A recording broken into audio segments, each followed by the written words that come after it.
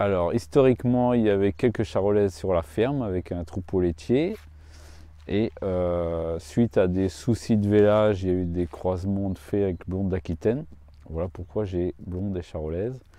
Et moi, étant passionné de limousines, j'ai acheté des limousines il y a quelques années.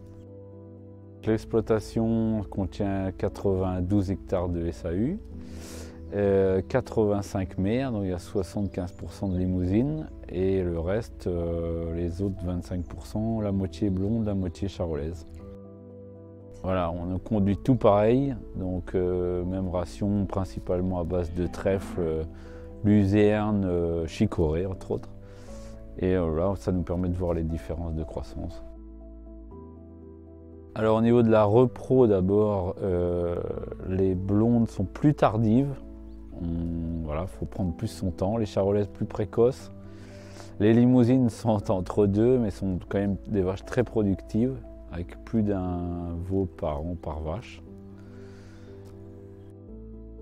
Les charolaises ont quelques difficultés de vélage et un peu plus de césarienne sur les charolaises, un peu plus de gros veaux. Mais ont quand même des bonnes qualités maternelles de caractère, beaucoup de lait. Et les limousines, pareil. Les blondes, je pense, un peu moins de lait. Les charolaises peuvent être conduites un peu plus tôt, mises à la repro. Moi, je mets tout à 30 mois, mais il y aurait moyen de faire certainement mieux. À l'engraissement, on remarque que les charolaises valorisent mieux les gros fourrages. En période un peu compliquée, voilà, elles sortent leur épingle du jeu. Les blondes ont tendance à avoir un temps d'engraissement beaucoup plus long, au moins 2 mois de plus pour avoir les carcasses finies pareil. Et la limousine, voilà, des bonnes qualités bouchères, finesse d'os, tout ça, carcasse facilement valorisable. Alors JMQ, on est sur du taurillon d'une moyenne de 17 mois, on est à 430 kg. 2 kg de poids de carcasse, et dans les vaches on est à 470 kg de moyenne. Alors en ce moment on aime bien les petites carcasses qui se valorisent bien avec des bons rendements de carcasse, donc la limousine se prête bien à ça.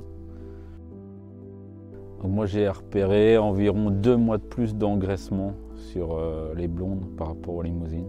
Économiquement, voilà, plus de 2 € par jour sur 2 mois de plus, ça coûte quand même un peu plus cher. Alors à l'avenir, je pense que le tri va se faire gentiment et qu'il y aura 100% de limousines, parce que ça reste ma race de cœur. Donc au niveau des blondes d'Aquitaine, je ne mets plus du tout à la repro de génisse. Donc les vaches iront jusqu'au bout de leur carrière et elles s'élimineront comme ça. Et sur les charolaises, voilà, je trie vraiment les très très bonnes, celles qui me plaisent, et le reste part à la viande.